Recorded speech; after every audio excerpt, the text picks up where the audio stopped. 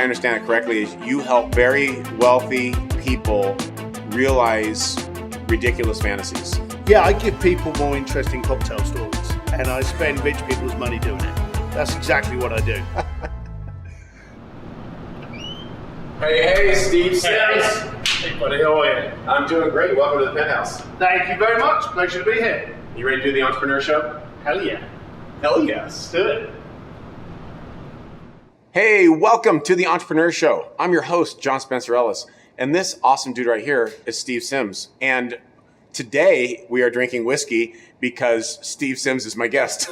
Exactly. There's really no other explanation necessary. It's a Thursday. It is a Thursday, and Thursday. everyone should drink whiskey on a Thursday. So, in full transparency, this is not the first pour, and we have no idea how this is going to go. And I'm grateful that I have my crew here to keep me on task. So, cheers To your health. to your health. And this is the elixir that will get you there too. Yeah, this is the good stuff. So, let me see if I got this right. Forbes magazine described you, Steve Sims, as the real life Wizard of Oz. Yep. That is a lot to live up to, and it's also very awesome. Yeah, I don't have the cape, but it was quite something. You know, from a guy that was very well known to about 2% of the planet, to suddenly get an article like that, kind of like the coming out. You know, I actually sent it to my mum and everything, and I went like, "This is what I've been up to." So it was kind of cool. So that's funny because almost every entrepreneur I've ever had a conversation with, the same thing happens. Their mom doesn't understand what they do. So did that help understand or help your mom understand? So I'm sure we'll go into it, but I started in Hong Kong and I went back to England, and I actually started to tell my parents what I actually did for a living, which I'm sure we'll go into again later. And they sat there and they listened to it, you know, a couple of old folk from London. And then my mum went off to the kitchen, and my dad literally leant over, and I still remember this to this day, leant over, touched me on the knee and said, "Son, are you selling drugs?" I just had like an hour and a half conversation with them. They couldn't believe the stuff that I actually did, but they felt it easier to understand that I sold drugs. So to give contrast, when you told your mom and dad, or mum, as you would say, right? When you told your mum that you helped some people get married by the Pope in the Vatican, which is what you did, one of the crazy things you've done, what was her response? Well, this happened kind of after we'd had that conversation, and after they'd kind of like came over to California and they'd seen the kind of stuff that I'd got up to. So by this time, they actually started to believe me. But in the early years, it took a little bit of drilling in, because they didn't believe that my job was to basically go around the world and fulfill people's fantasies, as crazy as they could be. And one of the other stories I've heard you say, and correct me if I'm wrong here, but a man wanted to treat his lady, or it was a couple or something, wanted to dine in front of the statue of David in the museum in Florence, and got serenaded by Bocelli. Well, actually, the answer is yes and no to that. Okay. They didn't ask me to do that. What they actually asked me to do was to set them up for a restaurant in Florence that was super exclusive that no one else had been to. And we just thought we would see how far we could take that. So we closed down the entire museum at 3:00 in the afternoon, set a table of 6 up at the feet of David, the world's most iconic statue. Yeah. And we actually told them we would have a local entertainer come in during dinner to serenade them. They didn't realize it was going to be the maestro himself, Andrea Bocelli. So Wow. he came in. And it finished at about 11 o'clock at night, you know, just in time for me to run out and grab a steak and an old fashioned. So it was a cool night. Just a typical, day in the life. Well, that was a Wednesday. Wednesday. So Thursdays are obviously Thursday's a a little drink different. So basically, what you do, if I understand it correctly, is you help very wealthy people realize ridiculous fantasies. Yeah, I give people more interesting cocktail stories, and I spend rich people's money doing it. That's exactly what I do. It is it is hard to believe that you actually do this for a living and are very well compensated, and you have a lot of fun. Yeah, we constantly think that, because this all started for me being a doorman in Hong Kong. So my mum still thinks of me as that kind of like, pretty roguey kind of East London boy. and now I'm doing this with Elon Musk and Richard Branson and the Pope. So she finds it hysterical that this is now what I do for a living. So are you able to say what work you did with Elon? No. The only reason I've mentioned those names is because I've been photographed doing stuff with them. Oh, okay. So there are other people that I've worked with that there's been no photographs, so we don't say about it. And to be honest with you, if I wrote a book naming my clients' names, I'd be dead probably before I finish this. Well, yeah. So let's talk about that. A buddy of mine, Dax Moy, is one of the highest paid personal trainers in the world, trained royalty, and is out of London. And people are asking him, how do you treat when you train the royal family, or he went over to Saudi and trained the royal family there as well. How do you treat them? He says, with dignity and respect, and like everyone else, and I never talk about it. Yeah. Unless they give permission. Do you agree with that? I don't even seek the position. I've never been a person that's tried to grow my business on the shoulders of somebody else. So I don't want to go to one of my famous clients and go, hey, could you talk about me? Because then what happens is you become in debt with them. Right. Also, you've just killed the relationship because those people will never use you again, right, or never see you as an equal. So I don't have any rich people. I don't have any royal people. I don't have any celebrities. I have people that just happen to be rich, celebrities, and royal. So I have people first, and the business card second. So let me ask you this. This is a question that I get asked a lot. We're filming this the week of Thrive. You're one of the speakers. I have some of the other speakers in here. I was good enough, or fortunate enough, I should say. Hopefully, I was good enough to be a speaker 2 years ago on the stage in San Diego. And I always get this question. They said, "I want a selfie with this person or that person." But then what happens is, depending on how you ask, it positions you in an inferior position because you're asking of something rather than just two people having fun and say, hey, let's take a picture together. What's the right way to do it to where you can capture that moment because it's awesome, but you don't negate in any opportunity? So, and I get that a lot, and I know it from personal experience because you get to work with a lot of people and you go, this is brilliant. I want to send my mum this picture. I want to send my wife this, and you can't because you've now gone past that zone. So bottom line of it is, here it is, it's the first hour. Okay, if you're going to be working with someone, never catch them at the end of the night because everyone by the end of the night has had a few tipples in them and they're all of a sudden very brave and they're like, hey, Richard, can I get a photograph with you?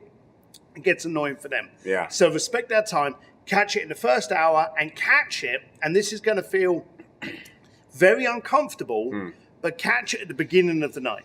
So as they come in, say, hey, I don't want to disturb your night, but I also don't want to kind of interfere with you as the night gets on and we're all partying and dancing and having some fun. Do you mind if I get a quick picture out of the way? And you do it like that, humbly, respectfully, stone, cold, sober. No one else is asking. So all of the people that I have done that with, I've done it quickly. And I've done it with Elon, I've done it with Richard, I've done it with these people. And then I've ended up doing stuff with them. And we've joked about it. I didn't do that with Sir Elton John. 8 years went by, never got a single picture with him. Never. And funny enough, this year we were getting ready to do the event at the Los Angeles Oscars that I do each year with him. And I made a joke about, I can't believe this. 8 years, never had a photograph with Elton. And they actually phoned up and they went, turn up here, we're going to get some shoot. And they actually set up a little photo shoot for a few people. I've seen that picture. Yeah, they set it up for me, and it was so good, and it was really, really cool for them to do that. And I'm with them in November. They are great people, but there's the tip. Get it within the first hour. Otherwise, the relationship will be hampered once you become friends. Because as soon as you turn around to a friend and go, can I get a selfie with them? Then it establishes a pecking order, and you're screwed. No, it does. One thing that I've taught people that is somewhat similar is to find a common friend that you have and and this has actually worked, and you can't BS it. It has to be real. But just say, oh, I didn't know you knew Bob. I said, oh yeah, I know Bob, and I was with him in Australia. I said, we got to take a picture together and show him, because he's going to be blown away that we've actually connected as well. Oh, that's a good one. Yeah, because it doesn't take it off. It's not here. It's out there. Yeah, I've often used that. Okay. And I take it a step further. I get videos with him.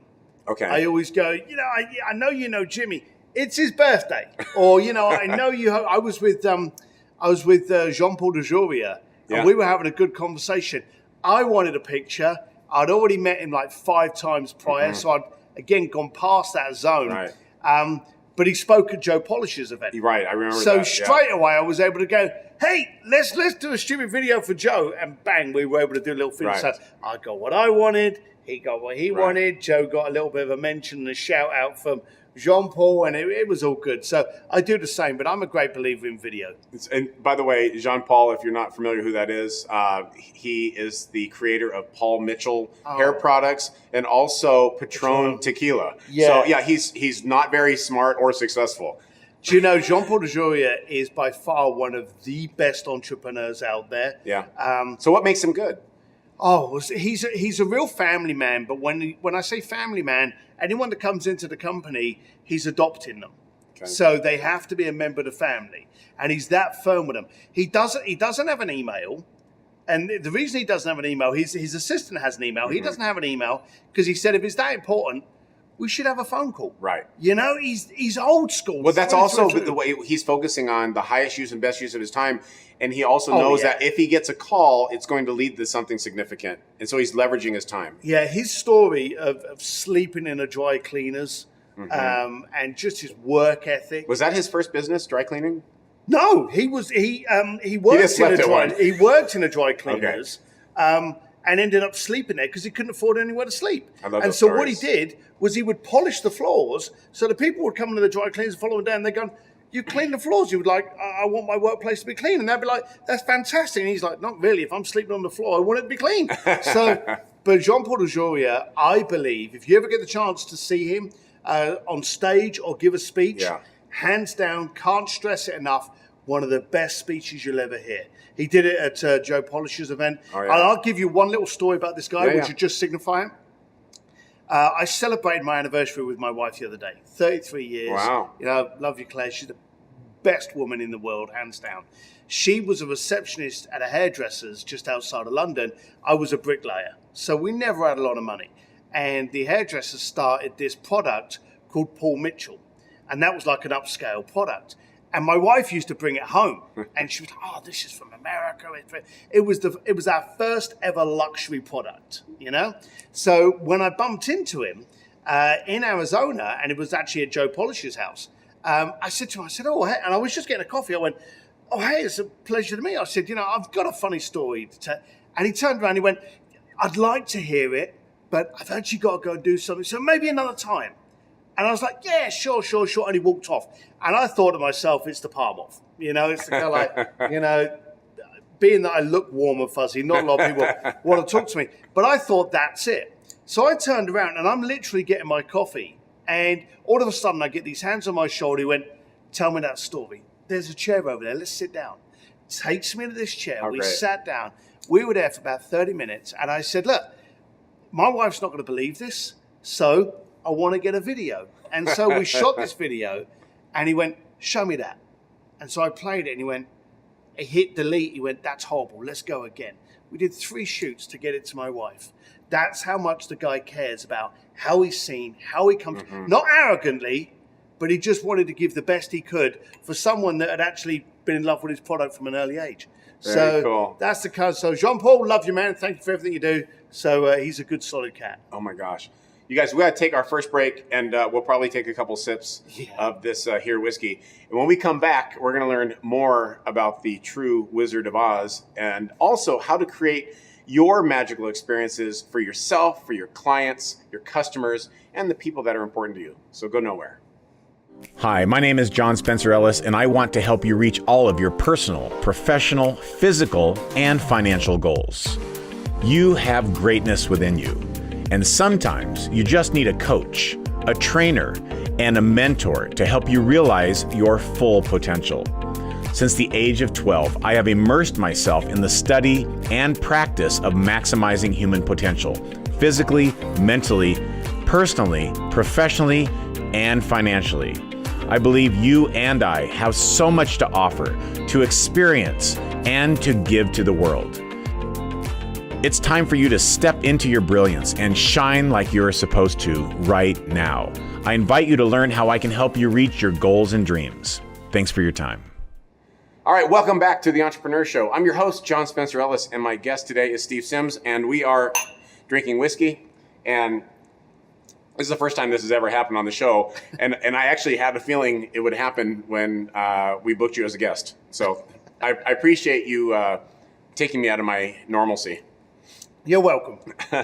One thing I want to talk about in this segment is you create these incredible experiences for a lot of wealthy, well-known people, people with a lot of resources. And so you can create more because the financial resources allow that. Not everyone has that all the time, and sometimes it's not necessary. What are some ways that people that are entrepreneurs can create incredible experiences for their clients and their customers and their fans?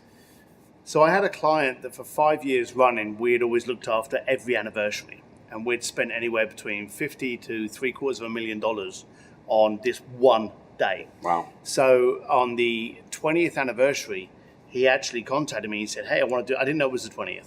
He said, we've got an anniversary coming up, blah, blah, blah. It needs to be fantastic. It needs to be wonderful. It needs to be impactful. And it was that last word. And the reason I'm telling you this story will make sense. We actually then interviewed him to find out how they had first met. And we found out that he used to sit outside where she used to come out from college. And so he set up a rug, a boom box, and a picnic hamper. And when she came out, he knocked up this cheap bottle of wine, bottle of champagne. He went, care to join me? And he put on his boom box and had these these tunes coming out from the 80s.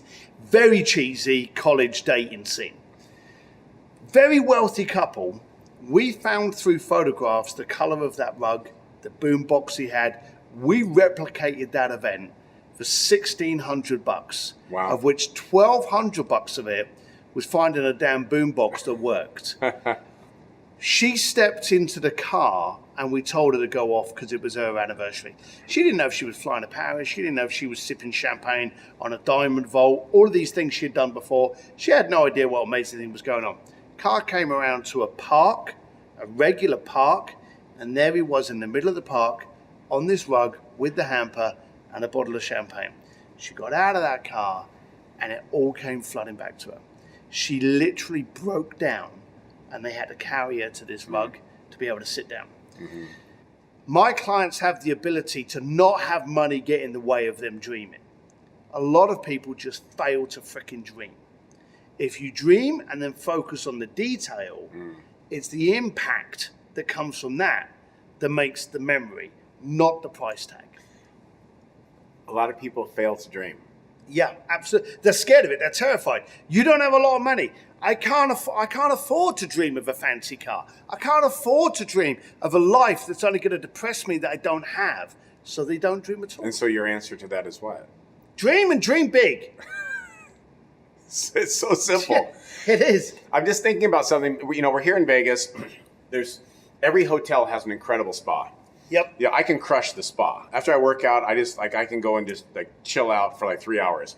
There's always, and that's an experience. They call it the spa experience. And it's incredibly overpriced. Some of it's worth it. Actually, Steve Wynn's stuff, he has some of the best stuff in all of Las Vegas, which is Wynn and Encore. If you guys are ever in town, you want a really great spa experience, there you go. When you go into a spa, you transcend. It's not just like a cutoff point. You're in the casino, you're in the spa. It's day, it's night.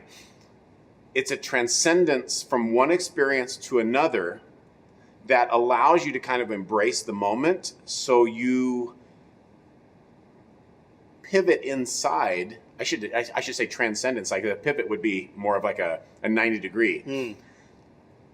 How do you help people transition and move into an experience? What are the steps or the processes, like sensory wise?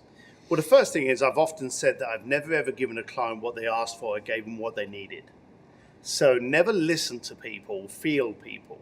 Understand where it's coming from, the context of the conversation. We often joke that, you need to use your inner Sherlock Holmes. Yeah, I hear that you want to do this, but why do you want to do it? Why is it important to you? You said you want to do X, Y, Z. If I give that to you, is that really going to wake you up at 2 o'clock in the morning with a cold sweat going, holy hell, I can't believe I did that? 9 times out of 10, the answer is no. So why is it important to you? You'll find that it was a family member that this was important to. It was a moment in their life that was signified by that song, that movie, that XYZ. And so you've got to find out the engineering behind it, because without that, you're running on empty. Once you've got that, then you can go, okay, now I need to provide this, because that's going to be the thing that's going to wake them up at 2 o'clock in the morning. You've got to find out what the context of the dream and the request is. So you have to ask a lot of questions. A lot of questions. You have to listen intently. You have to probe. You have to ask. I often say in the book, you ask why 3 times. Because the first time they talk to you, they're giving you what they think they want. Mm-hmm. The second time they talk to you, they're talking to you to make themselves appear smart so that you'll respect that. There's like a shield. Mm-hmm. When you keep asking why, you actually get down into the core of the issue, the love, the desire, the want, the respect. So constantly ask why. And don't be frightened. When was the last time you went into a doctor and you went, I've got a pain, I need open heart surgery, book it Tuesday?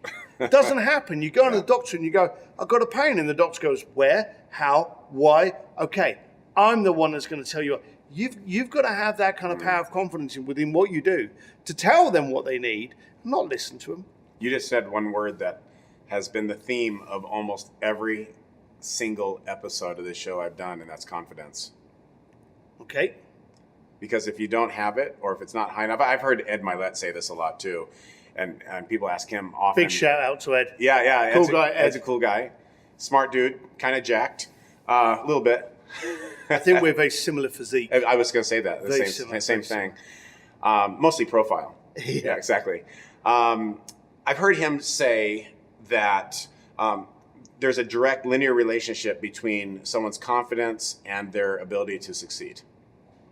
Yeah, I would totally agree. Totally agree. And not just because I'm sharing the stage with him Sunday, but totally agree with that comment.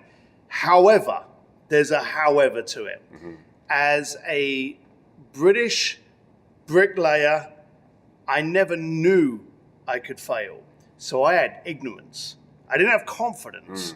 I had the inability to see that it could go wrong. And you'll be amazed at how many times, if you carry that off, it could be confused for confidence. You see a lot of people going, yeah, I'm going to do this, and this. And you go, but that's not right. That's not going to work. But they appear confident about it. They're not confident. They're ignorant to the outcome.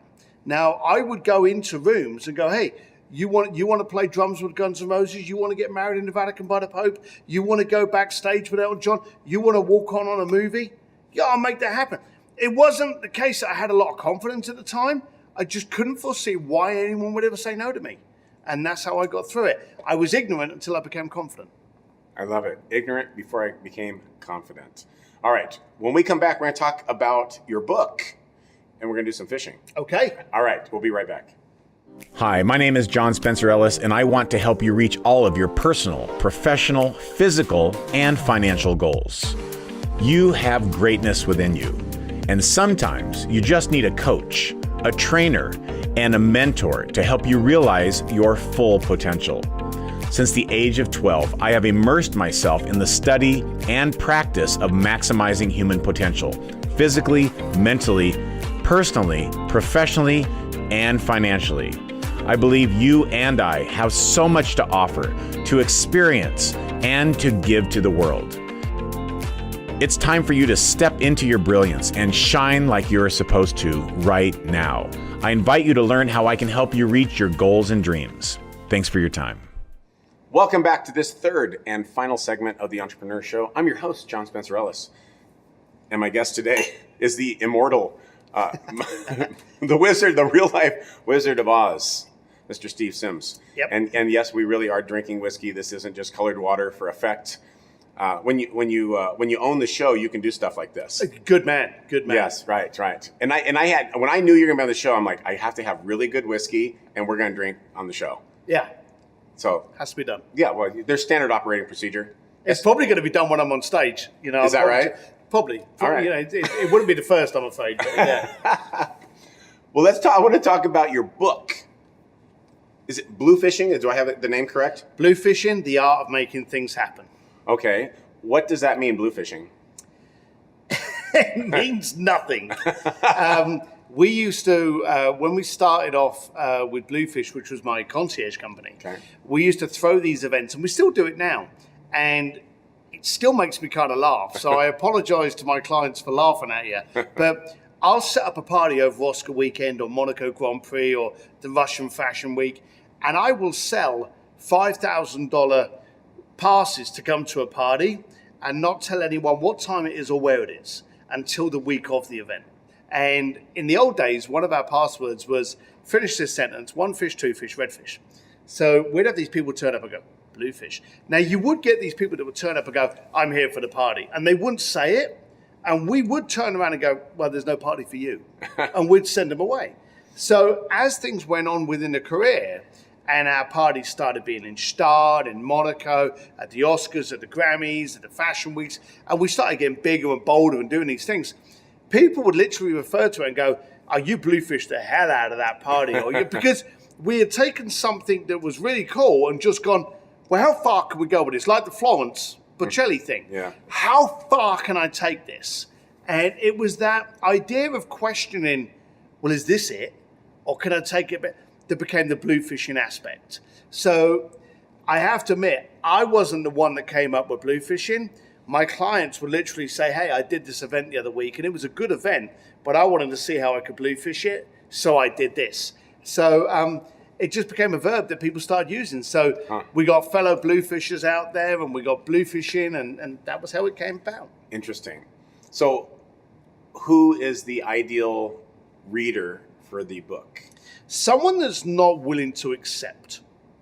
You know, that's the accept normalcy. Just accept to know, accept where they are, accept what they've got. Mm-hmm. You know, I'm a whiskey drinking, well, still am a whiskey drinking biker from Britain. You know, and now I can call the Vatican on speed dial. I can freaking text the Vatican.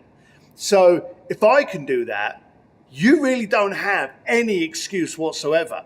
If you read, and I'm not trying to get people to buy the book, but if you read any of my stuff, you'll see that if it's very primitive, very ugly, very raw, which is the most impactful. And I want people to look at it and go, I don't need to be here. I don't need to settle for this. I can do something about it. So the reader is the person, or the reader, the personality behind it, is the one that says, I am not going to accept this as my life. I'm not going to accept this as good as I can make the party. I'm not going to accept this as good as I can look. Some of those people that are just not willing to accept that. Okay. I want to hear one more. Was that a quick answer? No, well, it was a perfect answer because it was the correct answer. I want to know more about, like, you do stuff with the Oscars. The Oscars is a spectacle. Yeah. What makes the Oscars special? Well, the Oscars is the award show element. What we work with is this upcoming artist called Sir Elton John. And I believe he's going to be really good. Yeah, at some point. Yeah, I heard he can sing and he can play piano. Okay. He's quite good. Yeah. He can't dance for shit, but, you Right. know, the other bit he's good at. Sorry, Elton. But yeah, we actually partnered with them ages ago through an absolutely brilliant guy called Scott Campbell. And it's a party.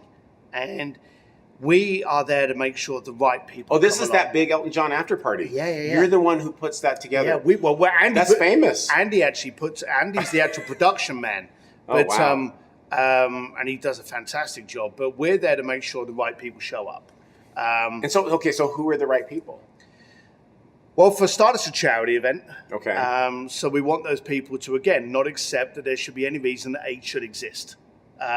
Any idiot out there that thinks AIDS is just a certain typecast genre specific are probably the kind of idiot that's going to catch it. It shouldn't exist. And it's a lifestyle disease that we need to eradicate. And I'm very much of a believer in that. You know, we shouldn't have that. We shouldn't have cancer. And we should stand up and do something about it. You were talking to me before, which I gained millionfold respect for you in how you stand up to cancer. No one should be willing to accept that those things should exist, so we should do everything to get rid of them. So I bring people to the Elton John AIDS Foundation Oscar party, to party hard, to drink hard, to jump around with our favorite people. We had Miley Cyrus there last year. Steven Tyler's always there. Elton John's there, jamming on stage. Some of the mashups that he actually jumps up on stage. So after the Oscars, this is just the big party after. Oh, hell yeah. There's the cocktail reception. There's a great dinner with like Gordon Ramsay. Then there's like an auction. It sounds horrible. And I actually would like to go. It's one of these things that I have to do. Yeah, I know. You know? I don't know how you get through it. Someone has to. Do you know, as I joked, I'm, as you already know, I'm black t-shirt and jeans forever. You know, everywhere I go, no matter where it is, I have a tux. The only time that tux comes out is for Elton's party in New York and Elton's party in LA. And I put that bad boy on and I sweat the hell out of it. I have a good time that night. I want to ask you one final question. I'm curious about this because you said you need to get the right people in the room and it is a charity event.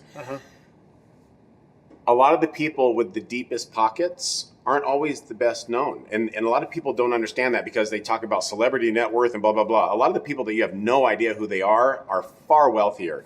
So how do you ensure that you get the right people in the room that can donate the most to the cause, but also the people in the room like Steven Tyler? I have his autographed guitar right over there. You saw that?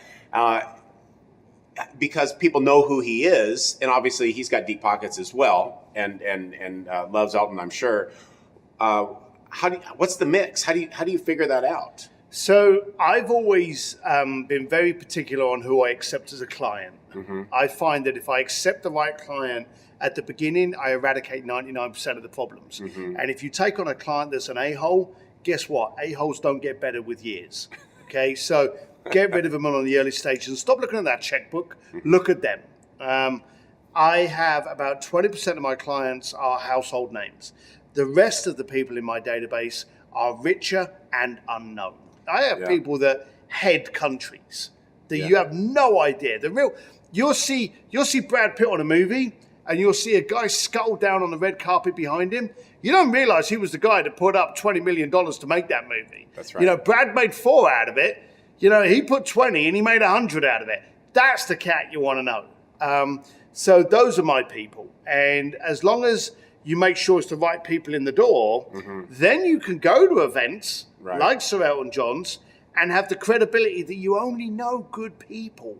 Therefore, you can open up your Rolodex and go, hey, who wants to come play? I'm doing an event in November in New York.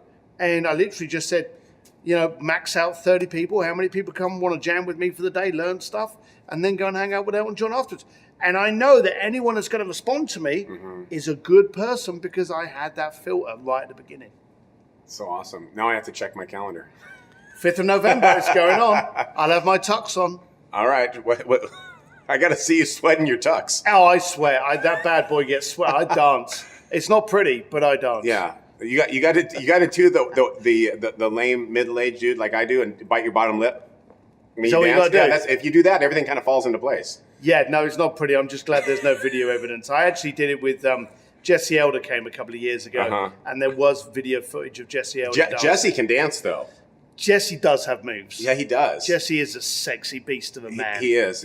Jesse, and you need to get on my show, Jesse. I haven't seen you since, I think we were in Austin together last time. Anyway, Jesse Elder, you're coming up next. All right. Thank you, brother. I appreciate it. How can people get in touch with you? Well, they can text Ugly Works. That's Ugly Works, one word, WRKS, WORKS, too much whiskey, to 345-345. Or they can go to stevedsims.com and just subscribe to their newsletters. But if they do either one of those, they'll actually get a PDF of Bluefish in. They'll get to see an awesome video I did called Chug Test, which is the way of getting arseholes out of your business and your life. And it's cool. You'll get it put up with my rants and stuff. All right, cool. So the book is called Bluefishing. Steve Sims. Check him out. Thank you so much. You just experienced the Entrepreneur Show. Thanks for being here. Bye.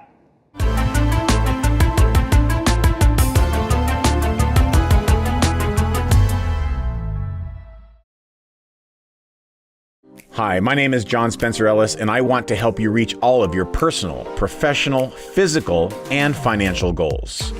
You have greatness within you, and sometimes you just need a coach, a trainer, and a mentor to help you realize your full potential. Since the age of 12, I have immersed myself in the study and practice of maximizing human potential, physically, mentally, personally, professionally, and financially. I believe you and I have so much to offer, to experience, and to give to the world.